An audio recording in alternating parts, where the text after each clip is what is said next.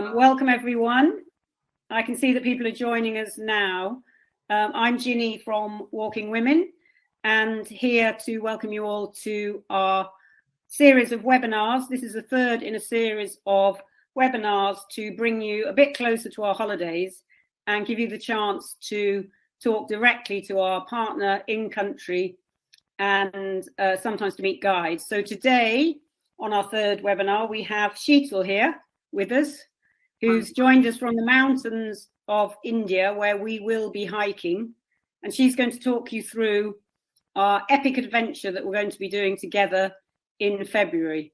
And if people listen to the presentation by Sheetal, and at the end, you can put up messages in the chat, and then we'll answer those at the end. So Sheetal will talk for 15, 20 minutes, and then there's a chance to ask questions at the end.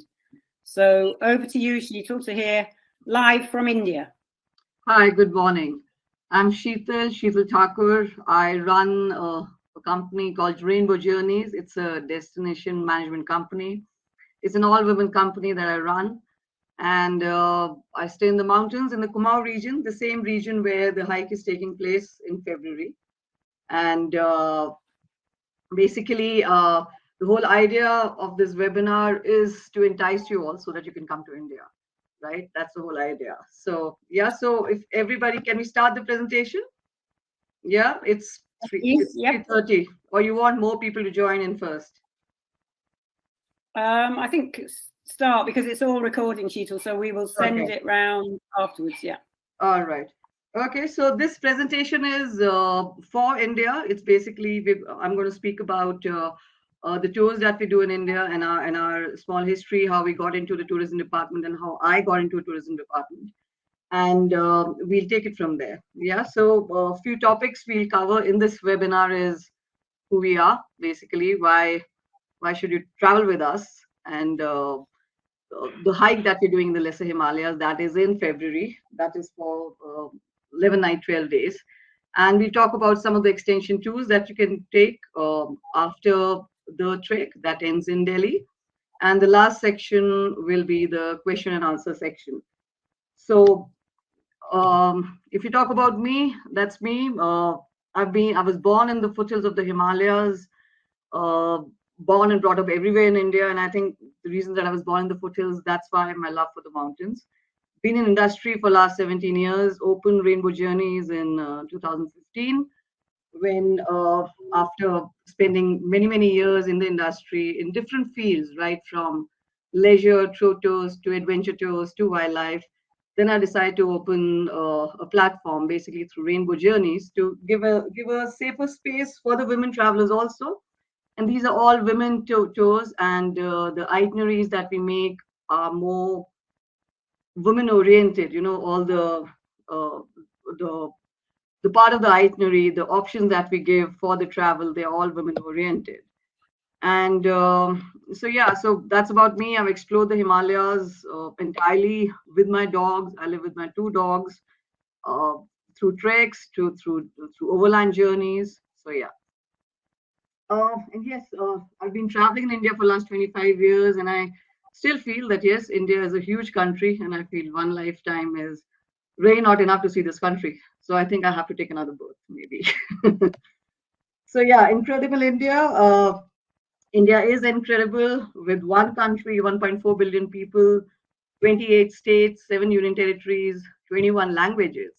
So, I mean, there's lots to see. The diversity in culture, languages, people, that is shown, that is seen everywhere we go.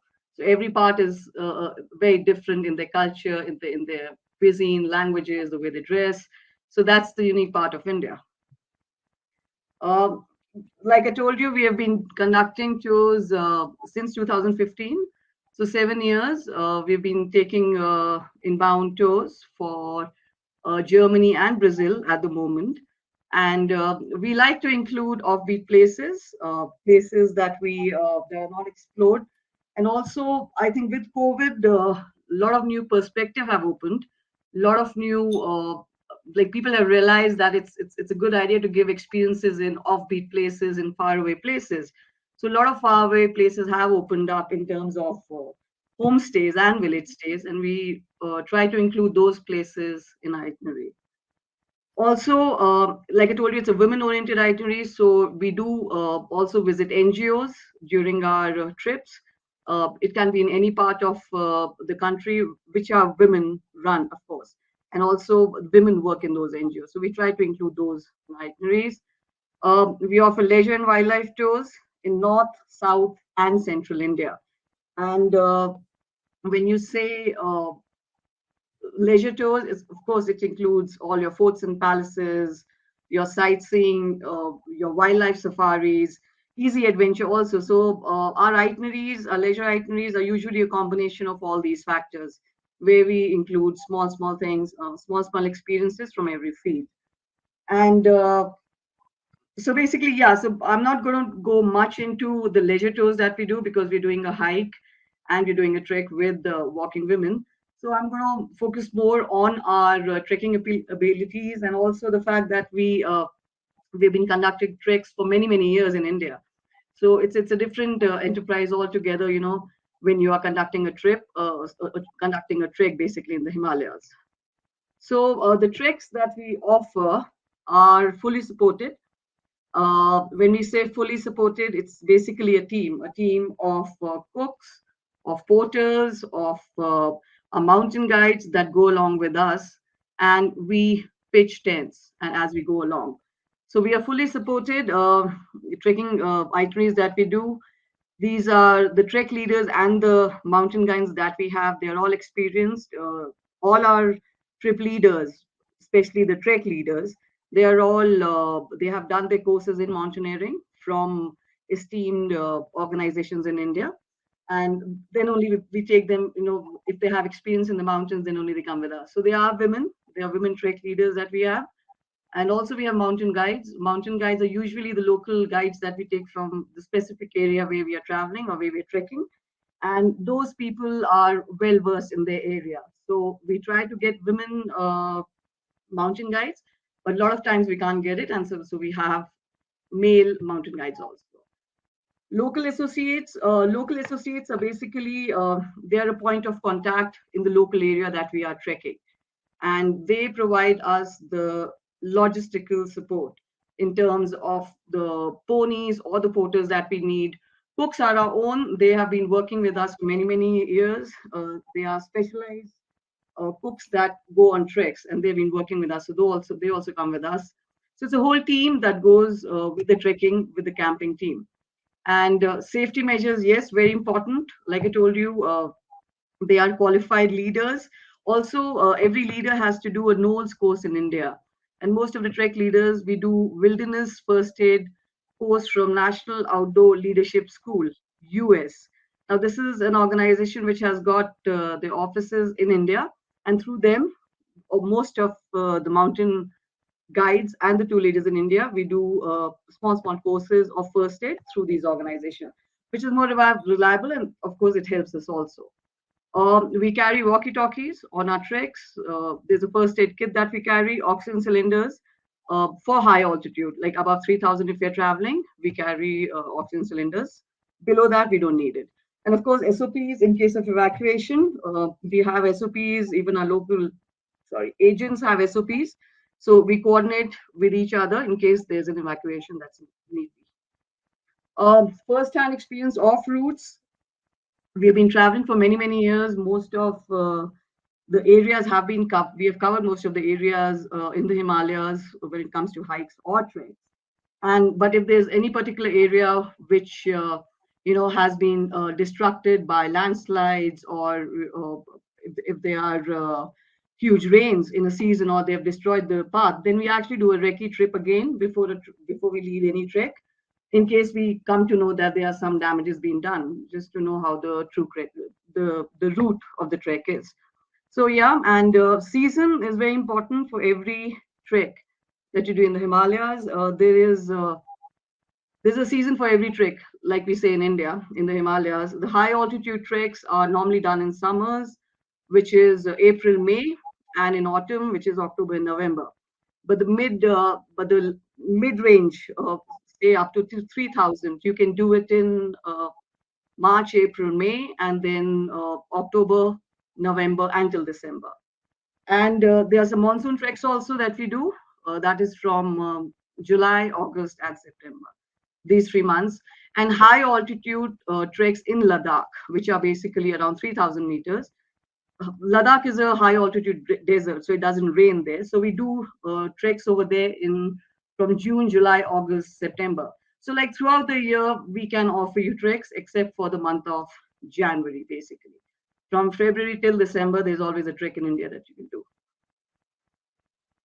Like I told you, these are fully supported treks. So we do fully supported treks till 5,000 meters. We carry specialized cooks with us because every cook can't cook on a trek. You have to be a trekking cook because you hike the whole day or you trek the whole day and you're exhausted and then you have to set up camp and then start cooking. So these are very specialized cook that we have, and they can even bake a cake. If you have a birthday, we can give you a cake. Support staff, yes, support staff in the forms of our kitchen help, the porters, these are all support staff. Like I told you, mountain guide, they always come with us. And these are the local mountain guides. Can be women, can be men also. Camping equipment, very important because 90% of the treks in India actually require you to camp because of the lack of accommodation that we have in the form of homestays or in the form of village stays. So if you're going high in the altitude, say like above 2,500 meters, then we usually camp. Lower than that, we can offer you homestays and we can offer you village stays. But above that height, it's normally camping that we do. And camping involves, we have a whole setup that our ponies or our porters carry, depending on which region you're going. In certain region, only ponies can go. Ponies are allowed, but in certain regions where the path is narrow, only porters can go. No animal can go on that side. So then only we hire only porters. So it's dome tents that we give you as a camping equipment. Then we have a self-inflating camping mattress, which is we provide you during the trek. There's a dining, kitchen, and a toilet tent. The toilet is a dry pit. It's a dry pit out toilet that we offer you. And in the dining tent, we have camping tables and camping chairs. So this is a camping setup. Basically, it's a whole setup that the porters or the ponies, they carry from one place to another, and they set up the whole campsite for you. Like I told you, we have few homestay style hikes also, where you can stay in small lodges or homestays. But these hikes are only till 2,000 meters that we can get accommodation like this. And it's usually a mixture of camping and staying in a homestay. So the hike that we're doing in February for walking women, it's actually a homestay hike, which includes camping also. But also it includes other kind of accommodation. So it's a mixed bag basically. And of course, the forests that we travel during these hikes or homestay style hikes are normally pine forest because that's low in altitude, and oak forest somewhere in between. And cedar also, if you're till 2,000 meters, we can get cedar forest. Yeah, a few things I want to tell you about camping. That you need to bring your own sleeping bag. We provide you everything, but sleeping bag, everybody has to get their own. The water that we use during the trek is from a stream and a spring water, which is boiled, and then we treat it with iodine to make it more safer to drink. But guests can also carry a filter bottle. That's what we suggest. Carry your own sleeping bags and carry your filter bottle, and you're good to go. Yeah.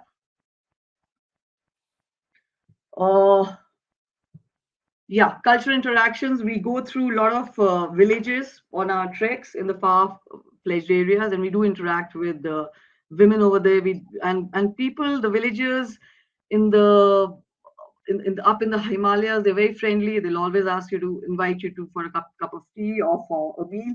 We normally don't eat with them. Sometimes we do arrange, like in Binsa sanctuaries, during the hike, we will go to a village to eat a village food with them, but that's going to be a specified thing. But otherwise, we normally interact with the villagers. We go to their homes for a cup of tea and just to mingle up.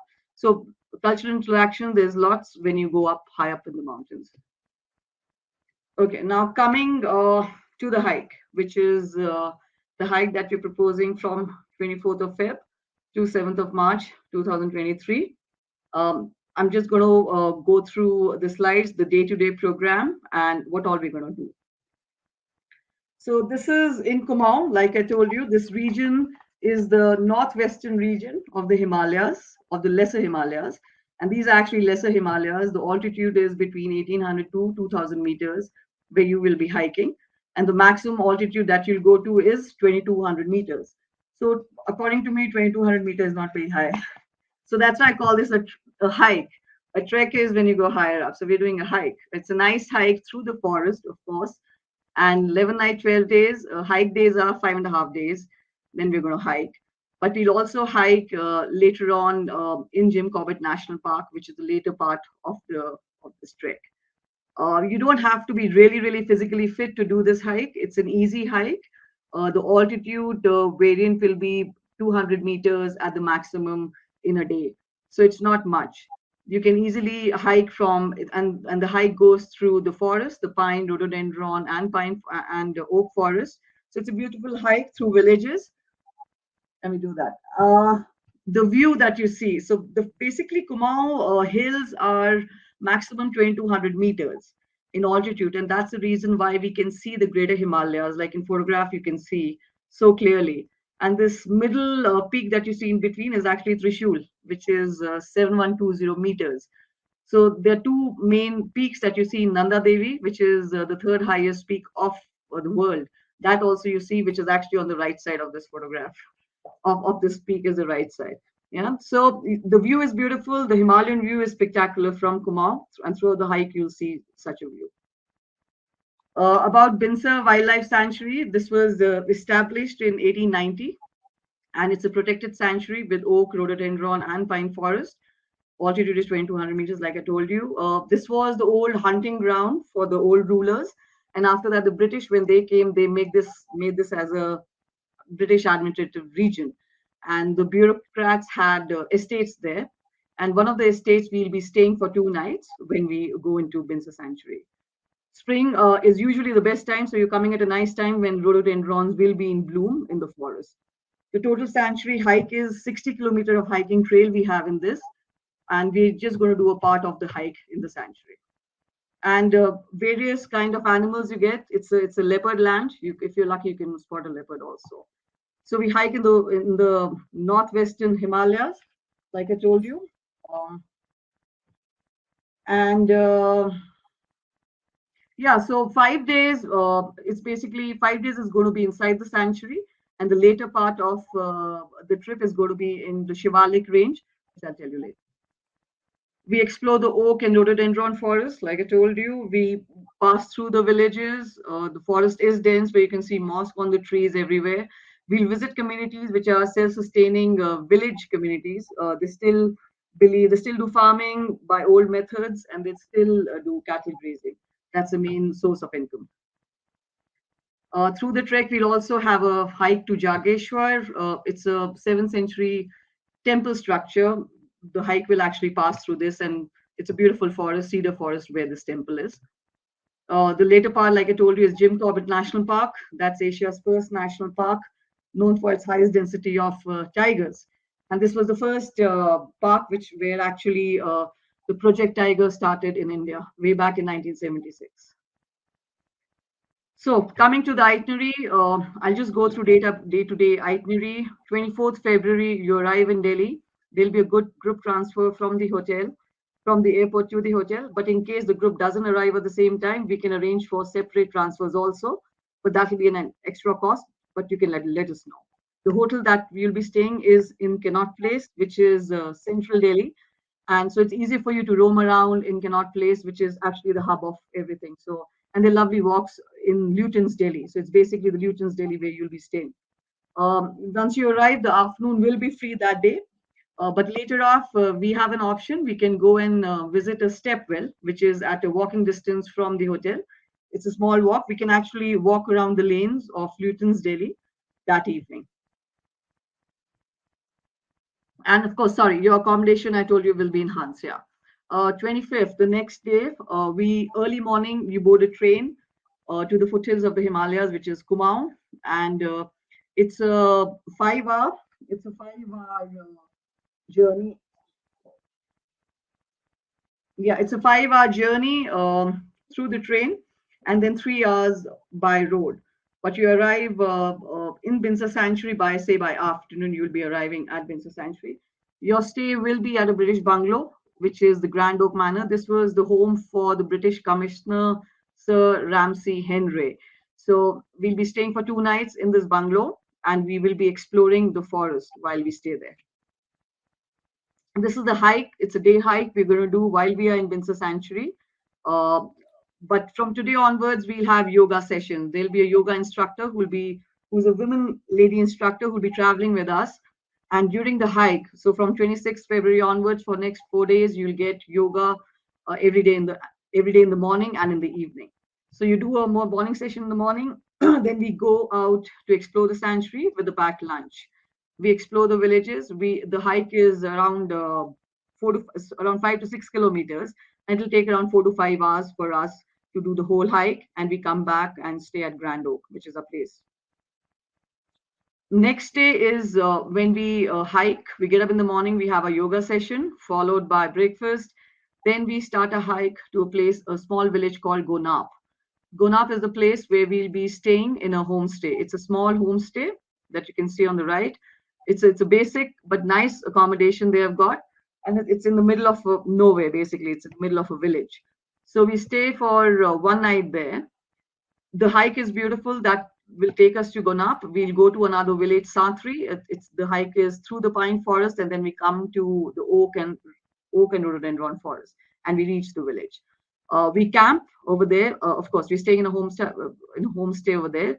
Later afternoon, we can do a small visit of the village and evening yoga. The camp will Okay, over here it's a homestay. There's no camp. Sorry, the camp.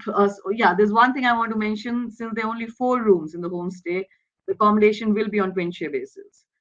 But in case somebody needs a single accommodation, we can pitch tents. I'll be staying in a tent, right? So we can pitch more tents, and you can get a nice tent for yourself. Yeah. This is the next day hike. We get up in the morning, same yoga. Then we do a small visit to a small village, and we meet the local families. We continue a walk through the fields, through the meadows, and we arrive at the campsite.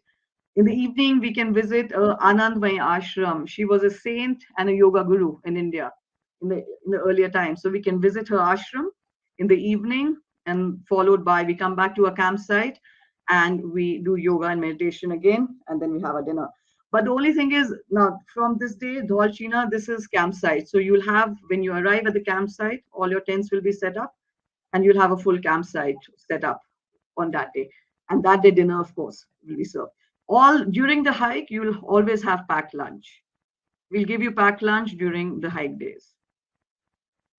This is Shokyathal. The next day, we again visit villages. There's a school there. We can visit a small school also over there. In the evening, we arrive campsite, and then we go. There's a viewpoint called Chandidhara. We go and see a beautiful view of the Himalayas. You can see all the peaks, the Kumaon peaks, that is all the Nanda Devi, Trishul, all the main Himalayan peaks you can see from there. This is the day when this is the last day of our hike. We come to Jageshwar. This is the set of temples that I was telling you. Now, next to that is a cedar forest where this beautiful forest lodge is situated. We're going to spend the night there in the forest lodge, and this will be the end of our trip, end of our hike. So we can say goodbye to our camping team. Our camping team will say goodbye to us over here, and we'll carry on for the rest of our trip. Next day, we'll go to Jim Corbett National Park. Like I told you, this was in 1971. This was set up as India's first national park, and we have. But yes, while we're traveling to Jim Corbett National Park, on the way we'll visit an NGO, which is the Hans Foundation. They work for the upliftment of women. They've been working for the last 35 years, and they do weaving, and they have hand woven textiles like shawls and everything. So we can go and visit their small factory that they have on the way. We arrive at the national park. We arrive, and then we have to walk for 40 minutes to reach our eco lodge. We'll be staying in the eco lodge called the One Ghat Eco Lodge, which is in the middle of the forest. It's in the buffer zone along the Ramganga River.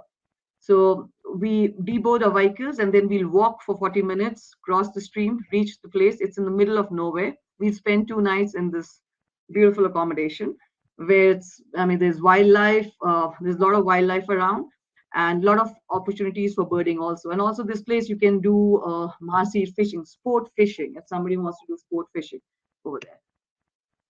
Next day, we have a full day hike. Again, we take pack lunch. We take a naturalist with us this time because we'll be exploring the buffer area of the national park. A lot of opportunities you'll get to see wildlife while being on the foot, which is actually not possible while you are inside the park. So this is basically in the buffer zone. We'll be doing this hike. It's a full day hike. It's a 4 to 5 hour hike. We'll come back to our eco lodge, and we'll have a campfire dinner and overnight at the lodge. This is the day then we arrive in Delhi. This is 5th of March. We head out from Jim Corbett and we drive back to Delhi. It's a 5 hour drive. Um, Again, the same way we're going to walk back in the stream, both the vehicles, and then we're going to come back. In Delhi, we are staying in Luton's Delhi again, which is central Delhi, but this time we're staying in a old hotel called the Claridge's. It's a heritage hotel which was built in 1855. Yes, or yeah, 1855. So it's an old British hotel that we'll be staying in. This is again in the central of Delhi. It'll give us a chance to actually explore more of that area, which is nice for walks. We've got beautiful walks around in that area. Next day, we have an opportunity to actually explore Delhi. We go to the old Delhi because where we are staying is New Delhi, but old Delhi is a different world altogether. It's all Mughal uh, place where Mughals had built the old Delhi. So there is Jama Masjid, which is one of India's largest mosque. We'll visit that. From there, we'll walk into the narrow lanes of Chandni Chowk, which is a hustling and bustling a market, which was built during the Mughals' time also. We'll walk through that, or we can also take a rickshaw ride. If somebody doesn't want to walk and take a rickshaw ride, we can do that also. And we'll arrive at Haveli of Chunnamal, Lala Chunnamal. It's a old Haveli built in 1848. So this is one of the last Havelis or mansions that still exist in that area where people still live. So we're going to explore. We're going to meet the family and we're going to have a tea, coffee with them. We'll have snacks with them, and we'll have a chat with them. Know how it feels to live there. It's a very crowded area, but it's beautiful. Evening will be free for shopping. We can take you around, and of course, there'll be a group dinner in the end. That'll be the last evening, and next day we'll give you a group departure to the international airport. We can also give you we can also give you individual transfers in case your flights are at different time, but that will be an extra cost that we can let you know. Yoga during hike, we're doing this for 5 days, 4 days. I have to confirm. I think 5 days. We're doing this during the hike, 1 hour in the morning, 1 hour in the evening. And Sanjana, she has been a yoga practitioner for many, many years, and she'll be accompanying us during the hike and who'll go through us for yoga. Two leaders and guides. I am the trek leader for this trek, and I'll be going with Kia and David. David is a mountain guide in this part of the Himalayas, been working with us for the last 5 years, and a very good birder also. So he can show you a lot of birds if you're interested. He's a good He's a good guy. He's a good guy. Yeah. Kia is basically a consultant, but an outdoor coach, and she has been working with a lot of outdoor leadership companies earlier. She's a certified wilderness first responder from Knowles, like I told you. So she'll also be accompanying us. So all three of us will be there. Kia and David will be with us during the hike, and then that's it. But I'll be with you throughout the trip. These are the extension tours that you can take if you want to extend your tour while being in Delhi. And all these tours are from Delhi to Delhi. You can have a day trip to Taj Mahal. We can arrange a vehicle, a guide who can meet you at Agra. We'll take you around. You'll have a sightseeing of 2 hours in Taj Mahal, and the car will get you back to your hotel in Delhi. You can either have a day trip, or if you want to spend one night in Agra, you can do that also. It's good because then you can explore other places also. So the day you arrive, you'll check in Radisson Hotel. The woman guide will come and meet you at the hotel itself. Will take you to Agra Fort. We'll do a 2-hour walk around Agra Fort and in the old city of Agra Fort, from where you can see Taj Mahal also. And in the evening, it's leisure. Next day, you get up early morning. We say early morning, it's like sunrise. Early morning is sunrise visit to Taj Mahal, which will be a 3-hour thing. The guide will take you, again, a women guide who will come and meet you at the hotel itself. Will take you for the sightseeing and will drop you back. In the evening, if time permits, please go to Shiro's Hangout. It's a hangout. It's a cafe which is run by acid women survivors in India. It's one of a cafe which got started, I think 7-8 years back in India, and there are like 2-3 such cafes which are run by the acid attack women survivors. There are a lot of acid attacks that happen in India on women. So this is basically to uplift them. So please go and visit that if you can. You come back to Delhi and you'll have a departure transfer to the airport. There's a 3-night, 4-day programs also, the Golden Triangle, which includes Delhi, Agra, Jaipur, Delhi. You go to Agra first, you visit Agra for the same that day. Next day, Taj Mahal, the usual way, like I told you. But after Taj Mahal, you come back to the hotel, have a quick breakfast, and then you leave for Jaipur. On the way, you can visit a stepwell, which is called Bauli, which is actually 100 feet deep in the ground. You can visit this Bauli, a reservoir of water, on the way, and then an hour of more journey, and then you reach Jaipur. Now, Jaipur, you'll be staying in Alcesar Haveli, which is actually a heritage hotel, beautiful property built in 1852. Next day, you will explore Jaipur. So we'll have a heritage walk in Amer Fort. Amer Fort it's actually, the walk is 5 kilometers. It's an old city. What you see is a fort, but there's an older city, a part of an older city. So you actually do a heritage walk in that old city along with the fort. It's a beautiful walk. Later on, you can have a tuk-tuk ride in the city palace, which will be driven by a woman, and that will take you to the city palace, and a woman guide will take you around and show you around the palace. The next day, 4th day, you come back to Delhi. You have a relaxed morning. You'll arrive in Delhi, and we'll give you a departure transfer. When I'm saying departure transfer, because all these trips are from Delhi to Delhi, so the driver will take you. Will when you come back to Delhi, instead of checking in a hotel, we'll give you a straightaway departure transfer to the international airport. But in case you want to stay for the night, you can do that also. The services that are included during is transportation in a car, women guides, accommodation, and monument entrances. These are the services we provide you during the extension tours. Thank you. Question and answers. And we are. Thank you. Thank you. That's brilliant. I'm definitely sold on that. Anyway, I shall be there for Walking Women, but I'm conscious of time. But if anyone has any questions, do put them in the chat. But this is recorded, so we're going to send it around afterwards.